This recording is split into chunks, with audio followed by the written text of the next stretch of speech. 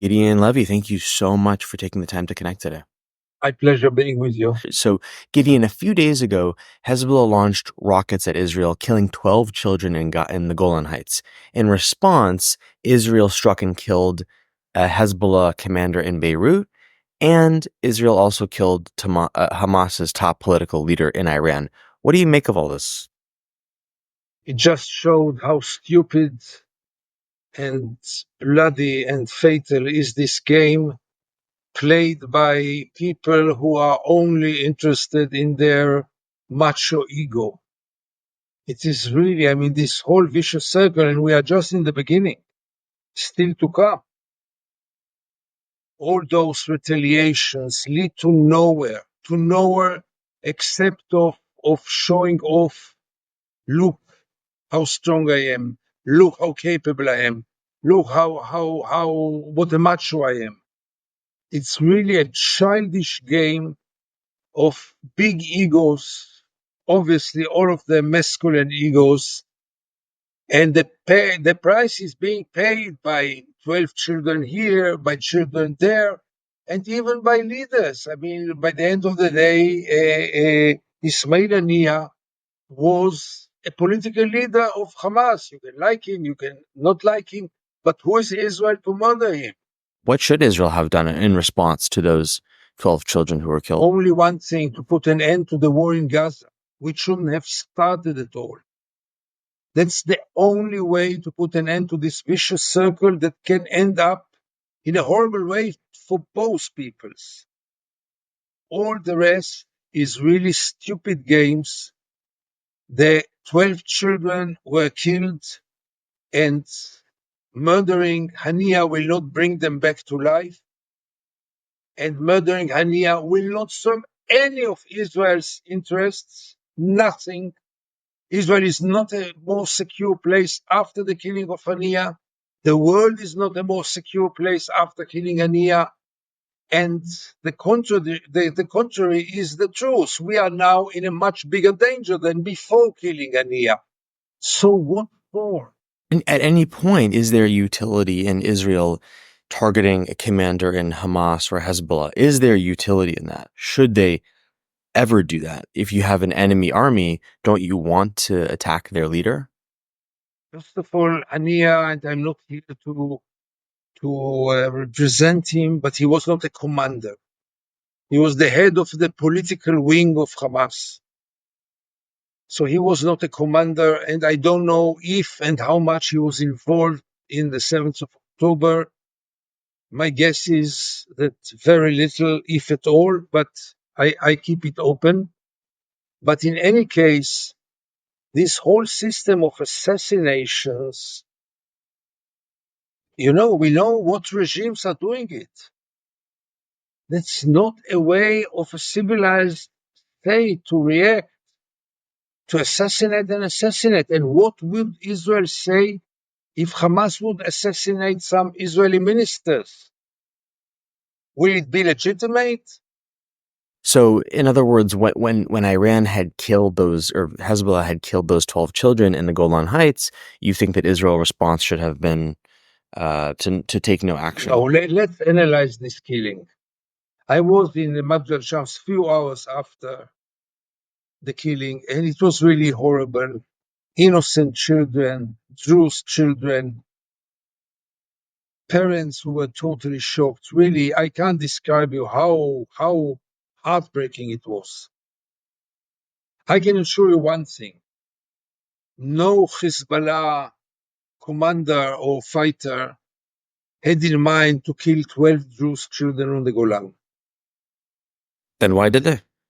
They used unprecise weapons which can kill anyone, anywhere. But Israel for years and from the beginning of the war is using this hollow excuse that we don't intend to kill children as a legitimization for killing thousands of children, many thousands of children, babies. And Hezbollah did now the same, and it shouldn't have happened, but I can assure you that Hezbollah regrets this incident, and I don't say that Hezbollah shouldn't be punished. Sure, it should.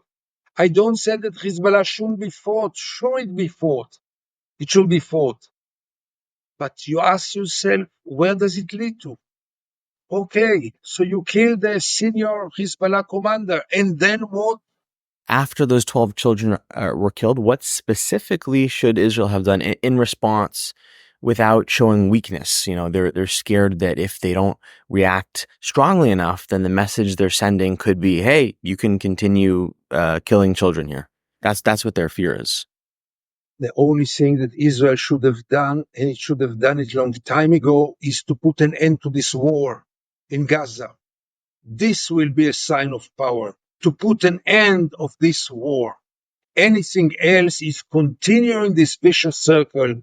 I will show you how strong I am, and you will show me how strong you are, and vice versa, and we will kill hundreds of more children in both sides. You think that by the retaliation of Israel, children in Israel were saved, or children in Israel are now safer? By all means not. On the contrary, children now in Israel are in much bigger danger than before the retaliation. So why do you think Israel did what they did? Why do you think that they did kill the Hamas commander and the Hezbollah commander? First of all, they did so because they could. It's always about the capability. Like you said, it puts them at greater risk. No, they don't take into account this risk. For them, it's enough to show off. Netanyahu got better polls after the assassinations. Israelis are part of them, most of them, I guess, are so proud of those capabilities which the Mossad and the Shabak and the army and the intelligence showed here. Bravo. But where does it lead to? The question shouldn't be not only moral one, but very practical one. I'll take it further. I think this war shouldn't have started at all. And you will ask me, so what should Israel do after this horrible attack on the 7th of October? And I will tell you, or I will ask you, did Israel gain anything out of this war? Is Israel a safer place now than before the war? Is Israel a better place to live in after this war than before it? And you know the answers. Why did Israel decide to do what they did after October Because the 7th? And mindset of Israel is only living on its sword and trusting only its military power. Nothing but this.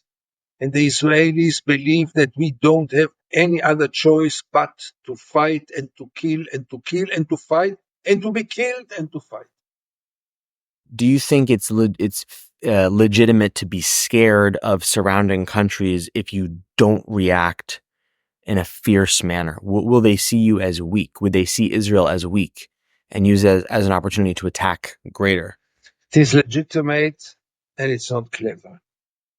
I ask you now, after 9 months that Israel had destructed the entire Gaza Strip and killed 40,000 people, you think that Israel is perceived today a stronger country than 9 months ago? When it's becoming a pariah state all over the world? When you see that none of the goals of Israel were achieved in this war? When Sinwar is still alive and the hostages are still in captivity? What kind of power did Israel demonstrate in this war? You really think that Israel seems now stronger? I have the feeling that Israel looks much weaker than if Israel would have constrained itself, punished those who were responsible for the 7th of October, and go on. What should Israel have done after October 7th? First of all, let's remember that October 7th is an outcome of a horrible fiasco of Israel. Fiasco of the army, fiasco of the intelligence, fiasco of the arrogant. And would I be the decision maker on the 8th of October, I would do one thing on the 8th of October. Do anything possible to release all the hostages, including releasing all the Palestinian prisoners. This, I believe, would have been possible. If we would have released all the Palestinian prisoners and get all the hostages, we would be now in a better place. Yes, Israel would have paid a hell of a price, but it deserves the price because of the fiasco. There was a fiasco here. You have the most well-armed, sophisticated army in the world with billions of dollars building a barrier under the ground and above the ground. You claim you have the best intelligence in the world, and one shining morning, a few hundred Palestinians on motorcycles conquer part of Israel without no resistance, nothing, no army, no intelligence, nothing.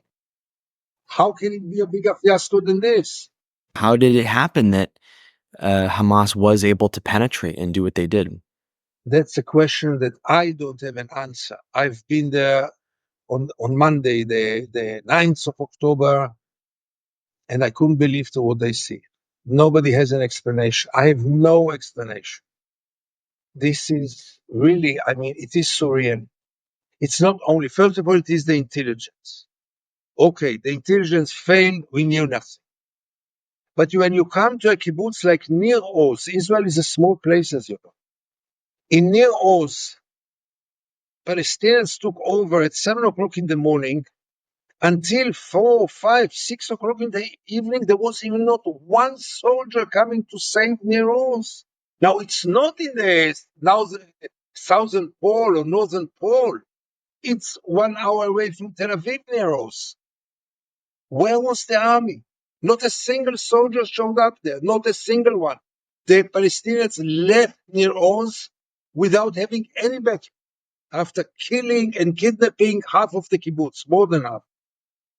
Do you have a theory about how that No, happened? I have no No theory.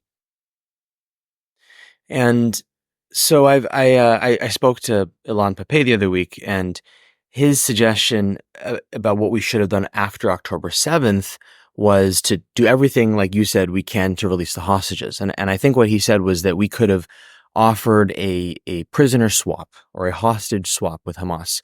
How do you feel about that? And do you think that doing that could send the wrong message to other groups that could now say, hey, if we attack Israel and take hostages, that's an effective way for us to get hostages back? Do you think that's sending the wrong message? That's the message that Israel is keeping saying for a long time. We released 1,000 prisoners for one soldier with Gilad Shalit. This is the message for a long time. You know, you are asking now in a certain point in time, but let's go back. Why does Israel keep thousands and thousands and thousands of Palestinians in jail?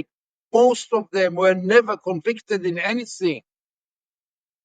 What does this serve? Sure, it will show that only by force, but the Palestinians know it by now.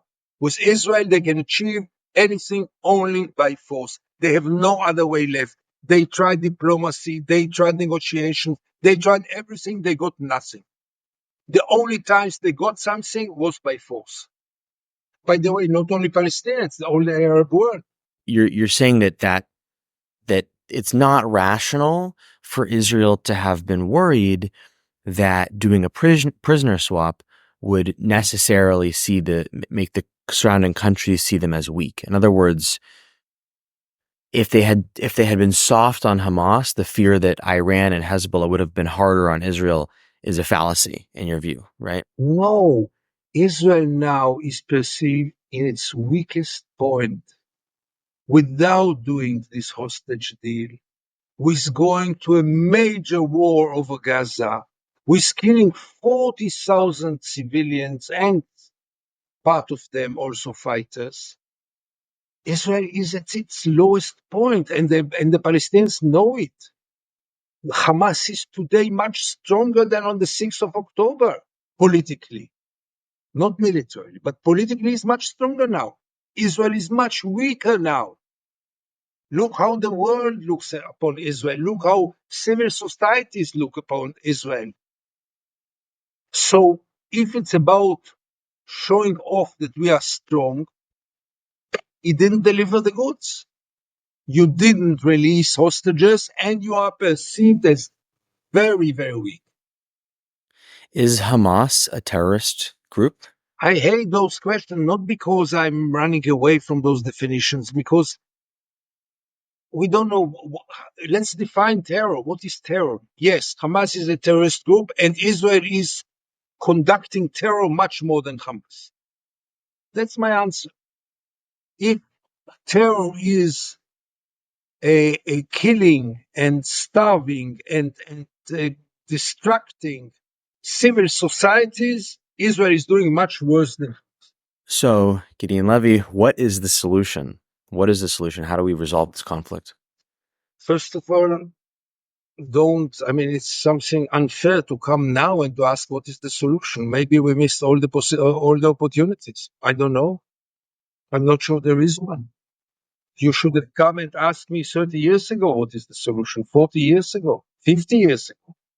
Then I could give you a very good solution. Right now, The solution can't be that there's no solution. There's got to be something we can I'm do, not right? sure. I'm not sure now. Not sure. Look, take, for example, the classical solution of a two-state solution.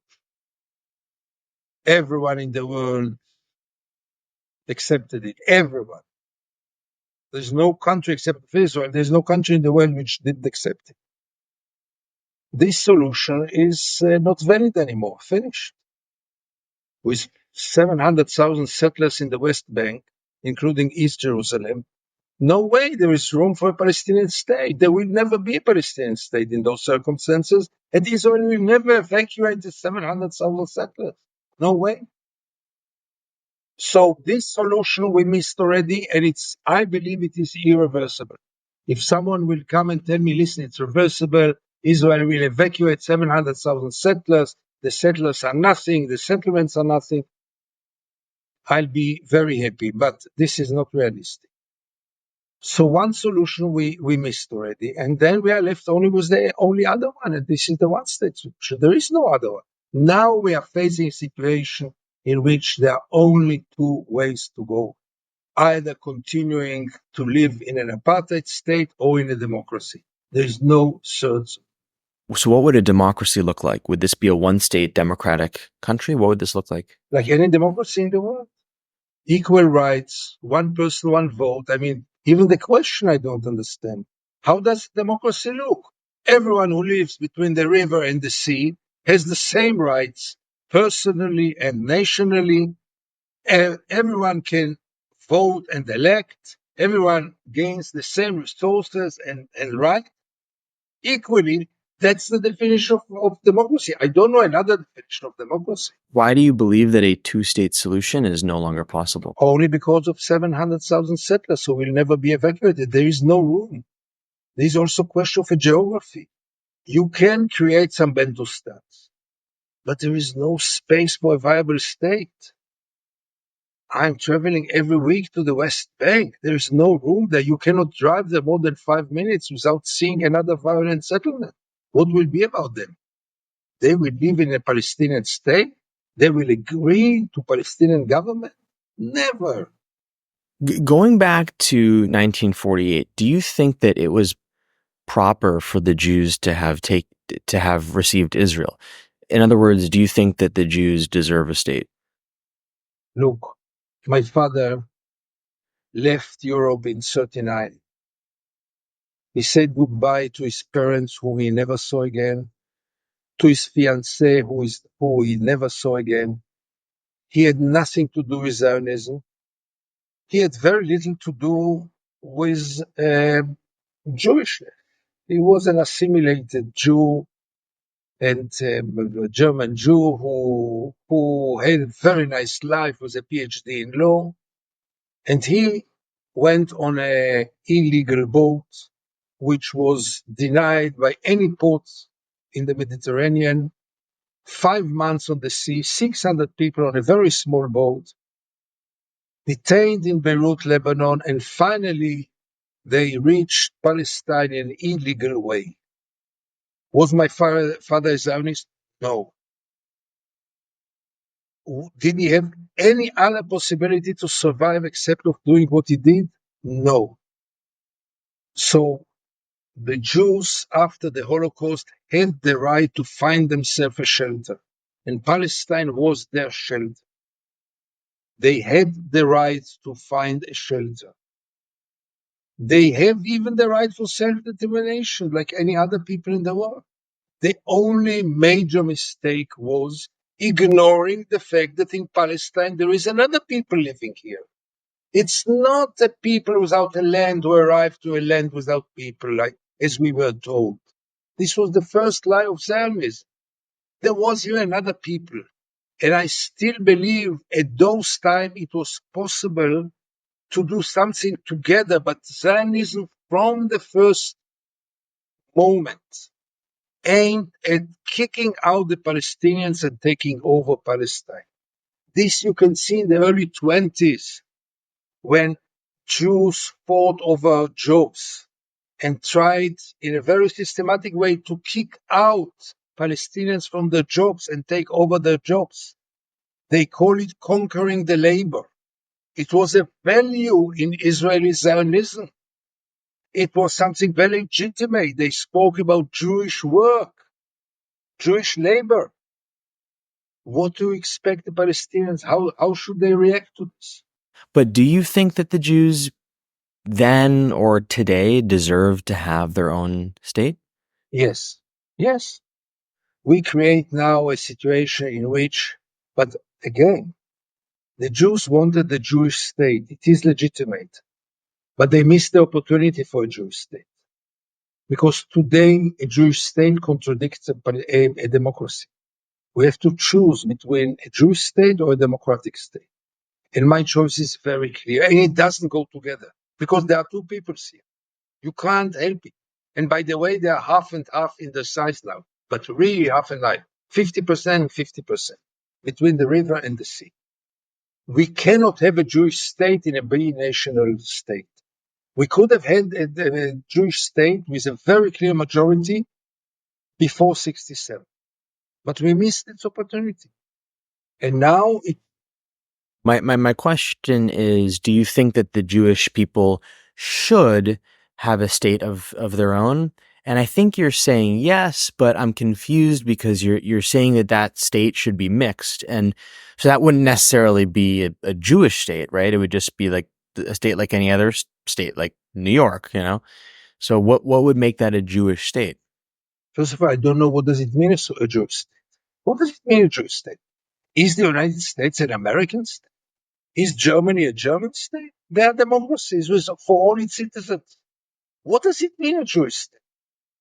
It means a religious state? No, thank you. I don't want to live in a religious state. Is it an autocratic state? No, I don't want to live in it.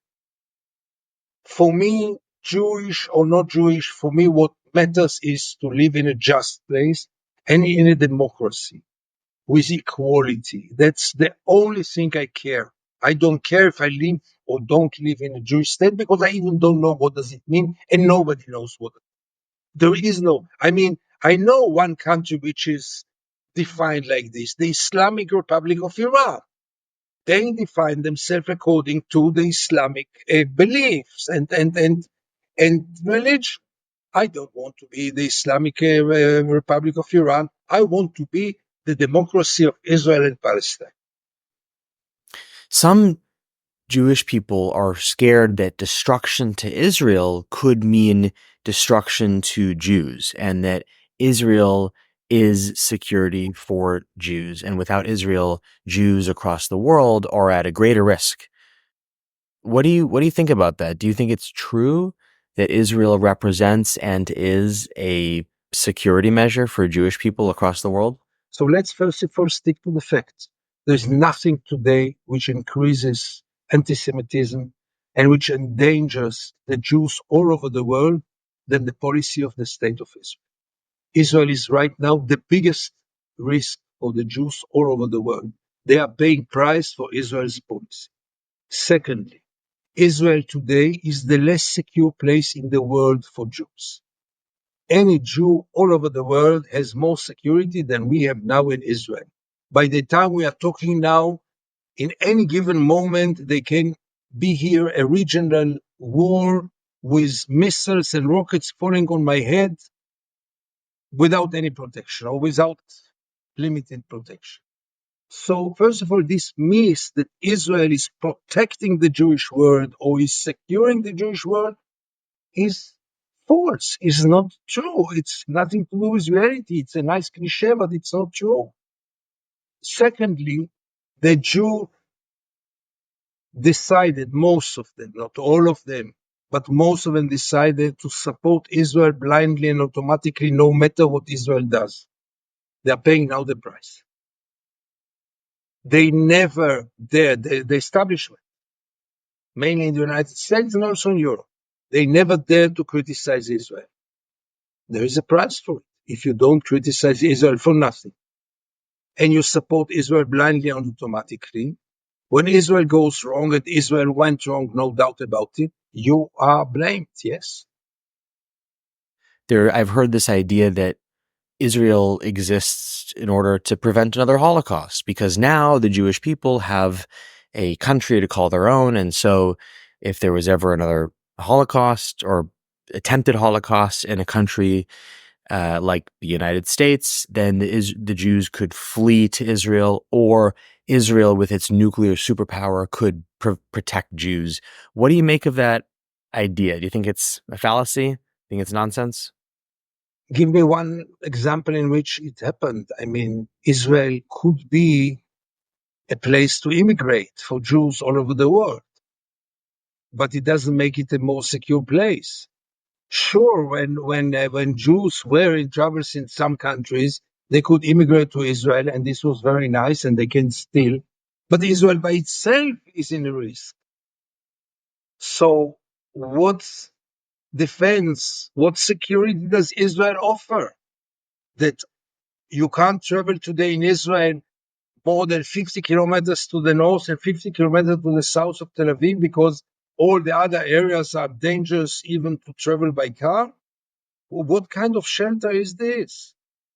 Yeah, Yeah, no, it's a good point. So earlier I asked about the Jewish state. Should the Jews have a state? Does it make sense? And I think what you said is yes, but ideally that's a democratic state, and it should not have come about the way in which it did. I know that your grandparents, I'm died, yeah, perished in the yeah, Holocaust, and sure. your parents fled the Nazis. Right. So for them, if for them to think Israel is anything other than this miraculous haven, they wouldn't think that, because to them it is a miraculous haven.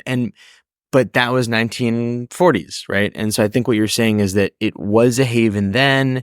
It doesn't serve that same purpose now. Have I captured that accurately? Absolutely. Look, when there was no other choice, Palestine was the only rescue place. And by the way, not only because many Jews immigrated to Australia, to South Africa, to the United States, and part of them are much more secure than those who went to Palestine. But still, I have nothing against the idea that the Jews deserve a state, but they can't have it both. They should have decided, do you want a Jewish state or a democracy? You cannot ignore the fact that there is another people here who was here much before us and most probably will stay here much after us. And we cannot ignore their existence and their rights. And as long as we ignore it, I'll give you an example. Imagine yourself, Jews are finding shelter in a big apartment building with many, many apartments. And they feel very safe. Now they have two possibilities. One, to become part of the community, to try to find a way to live together in good terms with your new neighbors. And the other one is from day one to try to take over their apartments. This is what Zionism did, and is doing until this very moment. You want them to accept us? How? Why would they accept you if that's your way? So you mentioned Zionism. Let's talk about Zionism for a moment. What is Zionism? Has it changed? Has it evolved for the better or worse? What's your perspective? Today, Zionism has only one meaning: Jewish supremacy between the river and the sea. And nobody can deny it. And I cannot live with any kind of supremacy, not Jewish supremacy, not Muslim supremacy, not German supremacy. I cannot accept any supremacy. But Zionism means very clearly Jewish supremacy. You can see it in the laws of the state of Israel. You can see it in the way that non-Jews are treated in Israel. You can see it in the way that Israel is treating the Palestinians in the occupied territories. If you are Jewish, you have your supremacy, which had many, many meanings. And this is Zionism today. With this, I cannot live. Did Zionism always represent what it does today, or do you think it ever had a different, better meaning? Look, in the beginning, it was about creating a Jewish state when still the belief was that it can be both Jewish and democratic. And then Zionism was legitimate as a national rights movement or self-determination movement, like many other movements, anti-colonialistic movements. And then it was legitimate. But the state of Israel was created. Israel is a very strong and prosperous and well-based state. Zionism is not needed anymore, except if you want to keep this supremacy. And this supremacy is illegitimate. So it really does represent and propagate Jewish supremacy in your view. I don't know any other definition. I mean, what does it mean to be a Zionist? A Zionist that between the river and the sea, you have more rights than anyone who is not Jewish. And what about if we look on the other side of the aisle towards Palestine, Gaza, and the West Bank? What do you think about their leadership historically and today? It seems like that's a big piece of this puzzle here, is a deficit of leadership. I mean, certainly Hamas doesn't care about the civilians, right? They're using civilians as shields. I mean, what do you think about the governing authority in Gaza and the West Bank? First of all, this discourse might lead us to the thinking that we have some kind of symmetry. Two symmetric peoples are struggling one against the other, and both lack leadership and both make mistakes equally so. So first of all, there is no symmetry because the Palestinians are not in the same position like the Israelis. And their leadership and their faults are horrible, but this does not mean that they share the same responsibility like the occupier. With all the respect, the occupier carries more responsibility, much more responsibility, which does not mean that the Palestinians didn't do horrible mistakes and are still doing. It doesn't mean that their leadership is really, the current leadership is really corrupted and ineffective and old-fashioned and should be replaced, all of it. Hamas, Fatah, all of them. Ask any Palestinian, he will tell you this. Palestinians lost any faith in their leadership. But let's not forget. Yes, Don't polls show that Palestinians support Hamas today? in the West Bank, sure, but not in Gaza. You'll be surprised if there will be free polls or free elections in Gaza. I'm sure that most of the people of Gaza will, if it will be free, most people of Gaza will not vote for Hamas. In the West Bank, Hamas seems now as the only party who really struggles, who really punishes Israel, who really carries this flag of resistance. And obviously, they became much more popular, sure. But the people of Gaza who paid the price for all this will not support Hamas. I can assure you, most of them. Some of them that I know prefer Israel to get back to Gaza rather than having Hamas. Why do polls show that in the West Bank, Hamas has so much support? Because Hamas saved their pride, because Hamas is fighting, because Hamas is struggling, because Hamas is sacrificing. And Hamas is beating, it doesn't beat Israel, but it did harm Israel. Israel is the big enemy. Israel is the occupier. They are the only one who really struggle, who really resist. That's the way they see it in the West Bank. And still, not everyone in the West Bank would agree to this. I think that many in the West Bank would rather not have neither Hamas nor Fatah and look for new leadership. So let's talk then about that new leadership. Who should govern Palestine? It's very hard for me to decide who will be their leadership.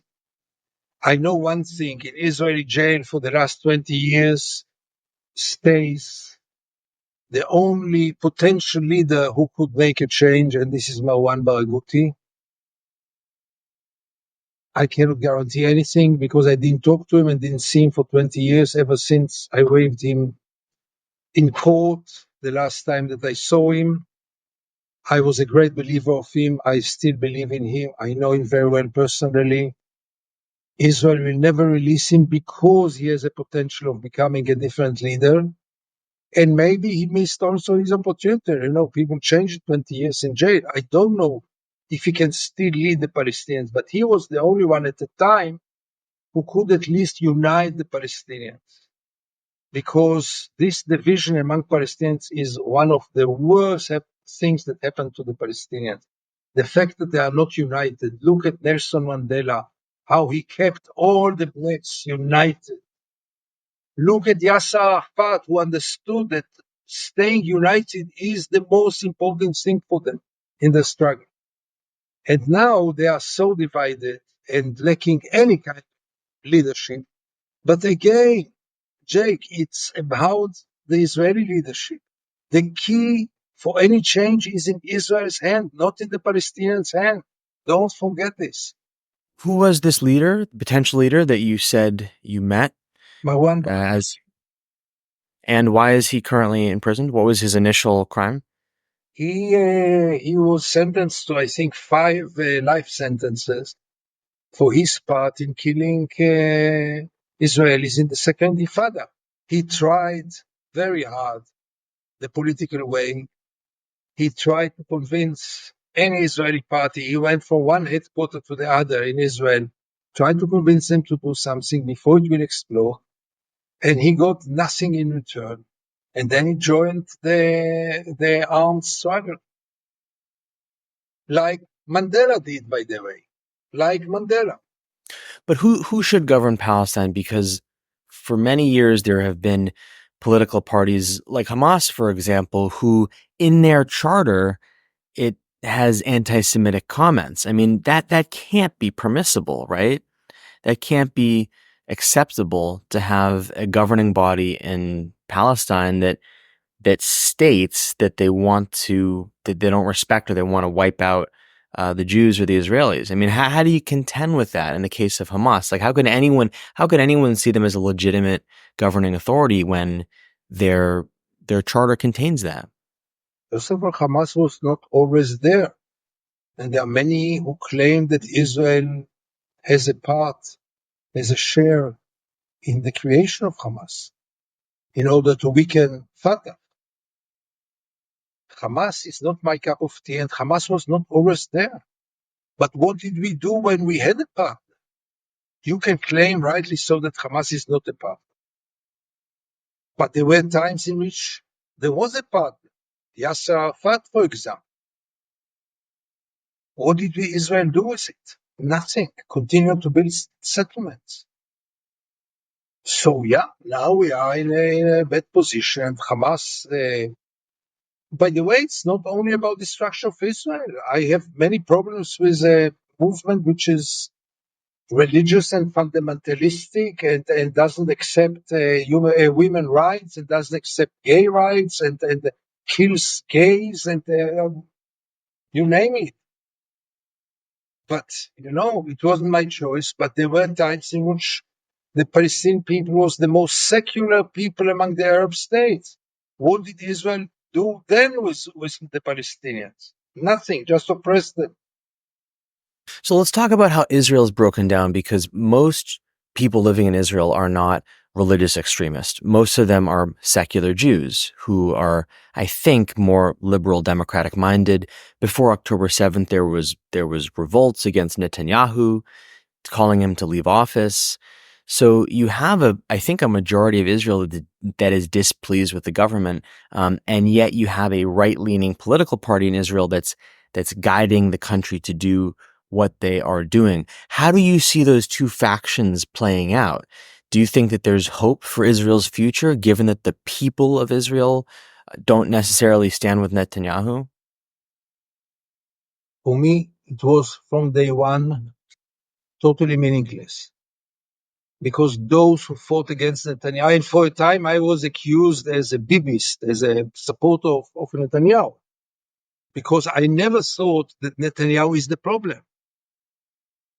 Those who demonstrate against Netanyahu do not offer a real alternative. What do they? Yes, Netanyahu is corrupted and Netanyahu behaves in an unacceptable way, and for sure he should have gone long time ago, no doubts about it. But you think they are offering any kind of substantial alternative? All of the other alternative candidates are in favor of continuing the war, are in favor of continuing the occupation, are in favor of continuing the apartheid. You saw it in the Knesset last week, 2 weeks ago, when there was a vote over the objection of the Knesset to a Palestinian state. Only 9 members, all of them Palestinians, 9 members out of 120 oppose the resolution that Israel is against a Palestinian state. No, but can't you compare that to the fact that Palestinians in the West Bank support Hamas in spite of the bad things Hamas has done? And when I asked you why do they support Hamas, even though Hamas is a evil terrorist group, what you said was that Hamas is standing up for them, or Hamas is their leading party. So why can we forgive people in the West Bank for supporting Hamas, but not Israelis for supporting their government? Again, because there is no symmetry. Palestinians have nothing. They don't have a state. They don't have an army. They don't have anything. Israel has everything. Israel is a superpower, a regional superpower. And you carry the responsibility to change reality in the Middle East, not the Palestinians, because you are the oppressor and you are the strong one, and you are the one responsible for all the international crimes. So there is no symmetry. I will never agree to have any kind of, of debate representing both parties as equal, or representing both parties carrying the same responsibility. No, they are not in the same position. Believe me, they would have rather have a very well equipped air force with wonderful sophisticated missiles rather than Palestinians who go with knife and try to step soldiers in checkpoints, which looks very ugly, but they don't have any other way. What do you say about all the terrorism that's happened from Palestinians towards Israelis? And I hear your point that Palestine and Gaza and the West Bank are clearly much less stable, thriving economies than Israel. That is indisputable. And like you said, it's not fair to compare the two. And I agree with you. I'm asking you, how do you contend with the suicide bombings? There is resistance. A people who feels they are repressed can resist, but they shouldn't be able to bomb and stab and kill innocent civilians.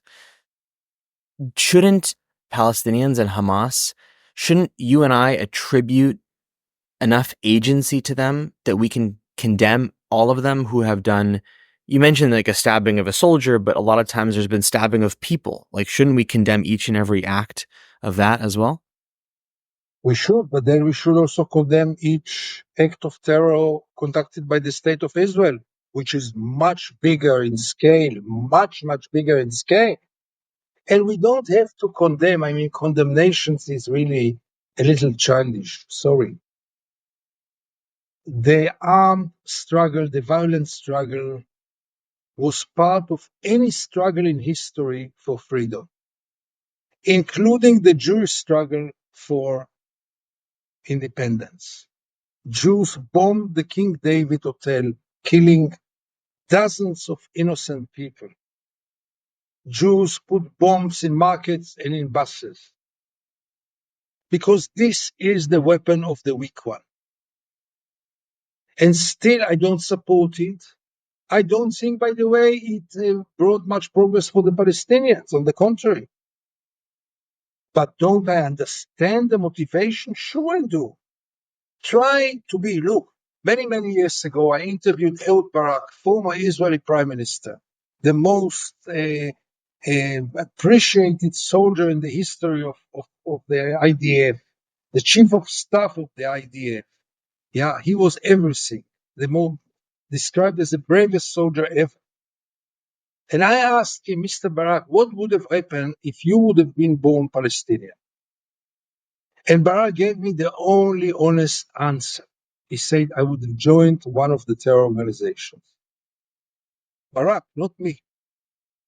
Then it became a big scandal. He almost lost the elections because of this remark. But I appreciated him. He said the truth. Yeah. When you don't have an army, when you don't have nobody to protect you, who is supposed to protect the Palestinians in the refugee camps when the army is penetrating there every night? Who is supposed to protect their lives? The PA is not allowed to get in.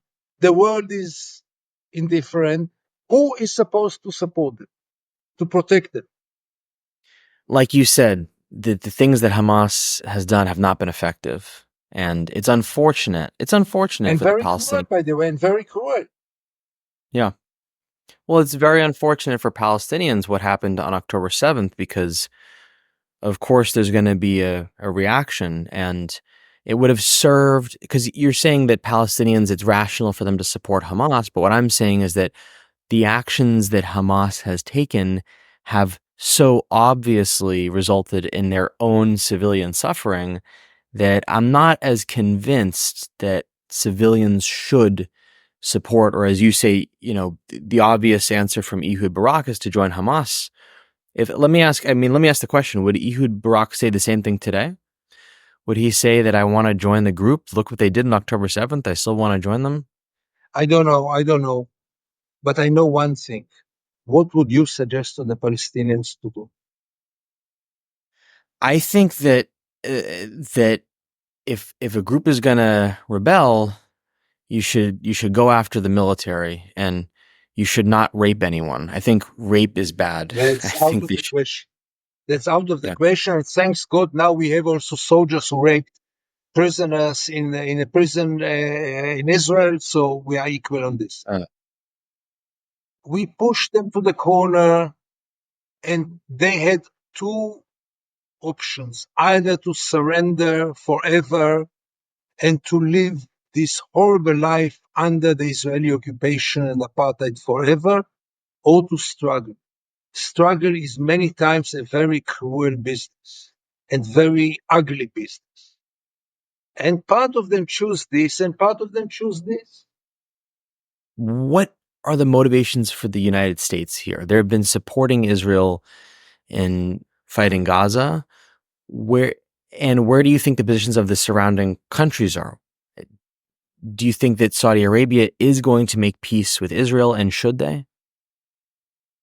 It's many questions in one question. First of Let's all, let's split them out. So for the United States, what's going on with the United States? Let me just ask that. What's going on? so I'll say so. The problems will never be solved by the parties themselves.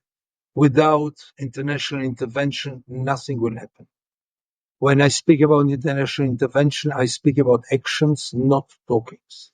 Talkings we had enough, efforts we had enough, peace conferences we had enough, negotiations and mediations we had enough. Over. It's all about action. Israel will not change its policy as long as nobody will force Israel to change its policy. It will not do it voluntarily. Second thing that I want to say, if the United States would have really seriously wished to put an end to the occupation, to put an end to the apartheid, to put an end to this war now, it could have done. It chose not to do. I don't have any rational explanations for this because the Americans are paying a price for this. When I see the Congress cheering to Israel's prime minister, who soon will be wanted in any other capital in the world by International Criminal Court, when I see them cheering and 55 standing ovations, I get so ashamed for them. What are you cheering for? What are you cheering? And you have the Biden, or the Barack Obamas, who say all the right things, whose heart was always in the right place, who care about Israel, but also care about the international law and care about justice and care about equality and care about peace. And they say all the right thing and continue to arm Israel in an unbelievable way and unlimited. Not only arm Israel, support it in the international organizations, automatically and blindly, without any condition. So I really asked myself, what is the logic? Are you in favor of continuing this war or not? If you are in favor of continuing this war, please say it. If you are against this war, do what you are supposed to do to put an end to it. It will be much easier than you think. What could the U.S. have done to put an end to the war? From today to tomorrow, it will be over when the United States will stop arming Israel and sending munitions. From today to tomorrow, it will be ended when the United States will not put a veto on each resolution in the Security Council. Very, very easy. So if they don't send any support to Israel, then The couldn't message Iran must be bomb clear. Israel? No, the message must be clear and Israel will get it because it doesn't have any other choice. If you continue the war, arms supply will stop. And now you make your choice. And the responsibility of defending Israel will be on the Israeli government. You make the choice. We tell you we are not ready. When the American president is telling Israel, if you are getting into Rafah, we will stop the arms. And Israel is totally ignoring it and spitting on him and getting into Rafah, and the Americans do nothing after it. What do you want the Israelis think about the United States, and who does here anything to stop the war? By talkings, you will not stop the war, period. Only by actions. Unless you want this war to continue, okay? So say it. So what the U.S. should have done or should do is to discontinue sending weapons to Israel. I think they're sending weapons to Israel because Israel is their singular, strong democratic partner in that region. In part, we care about Israel, as United States cares about Israel. United States cares about Israel for defense against Iran as a partner. We have so many companies over there. There's such a bond. Wouldn't we want to protect such a close partner? I guess what you're saying is that we can protect them. So yeah, that's my question. Wouldn't we want to protect them? And if we withhold weapons from them, doesn't that risk Israel being overtaken by Hamas, Hezbollah, Houthis, and other groups like that? You don't protect Israel in this way, you corrupt Israel by this way. You bring Israel to an impossible point in which it becomes a pariah state. This is not protecting Israel. When you are a drug addict, the beloved ones can do one of two things. One is supply you with more money. Will this be care? Will this be friendship? Or sending him to a rehabilitation center, which will be very painful for him, but this will be real care and friendship. And the United States knows that it corrupts Israel by pushing Israel, and I insist, pushing Israel to continue those horrible bloodsheds and support those bloodshed, which does not serve Israel. Again, if you would prove me that this guarantees the future of Israel, on the contrary, it risks Israel. Look at Israel today in the world after 9 months in Gaza. You really think that the world will continue to treat Israel as it did until the 7th of October? The world is starting to say enough is enough with Israel, and it will just get stronger. And protecting Israel is not pushing Israel to continue. Do you think that Saudi Arabia does want to make peace with Israel and have a stronger bond with Israel? I've no doubts about it. I've no doubts about it, but Saudi Arabia has its own limits and own interests. It cannot, in this reality, how will they do peace with Israel? Yeah.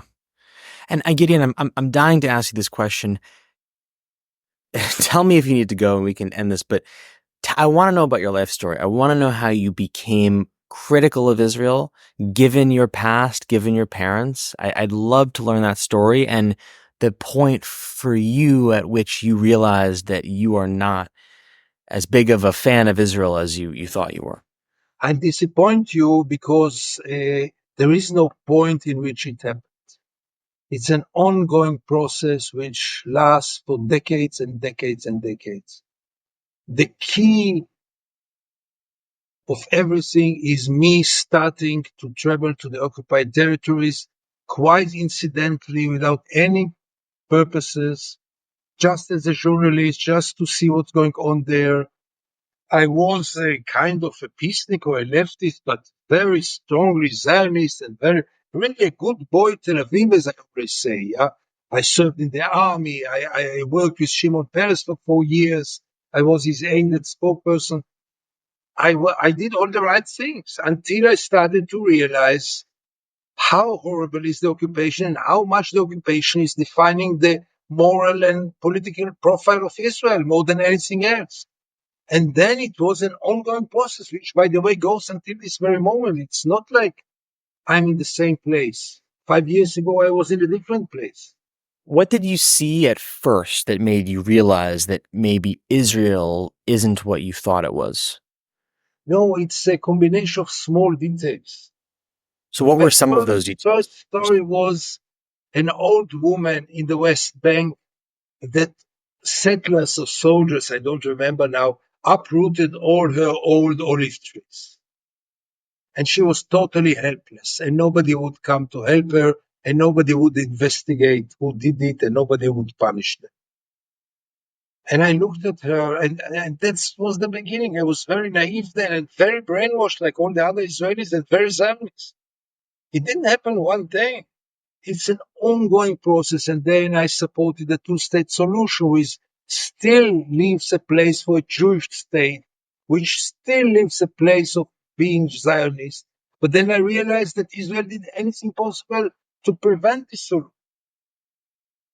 And then I realized that the two-state solution is not there. And I thought, okay, so what's now? I'll continue to speak two-state solution, like all the world speaks, knowing that it will never happen. I mean, it's totally tasteless. And then I said, okay, so there is only one solution, the one-state solution. And then I had two very interesting trips, which influenced me a lot, to South Africa. When I realized that the unthinkable can happen, because South Africa, if I would have told you in the late 80s that South Africa is going to become what it is, laugh. There was no chance for it. And it happened, and South Africa has so many problems now. But it's a more just place. And I realized that there is no other solution but democracy, but equality. There is no other solution. And then I realized that Zionism is against it, because Zionism is very clearly against equality. So there is a solution, as in your mind, it's the one state solution. It's to have a one democratic state. I asked earlier, what's the solution? I thought you said, I don't know, maybe, I don't know. I can't think of one, or it's so hard right now, but do you think there is hope for having that one state solution? Right now, there is no hope for anything. That's the truth. I mean, I don't want to play with words. Right now, we are in a terrible place, but we used to say that the darkest part of the night is the part before dawn. So maybe you are before dawn, but don't ask me to describe you how this dawn will come over Israel and Palestine, because right now it looks not very promising, and a matter of fact, it looks very frightening. So Gideon Levy, thank you so much for your time. Let me end the recording, and if you have 30 seconds to catch up, that would be great. Sure. Um, Thank you.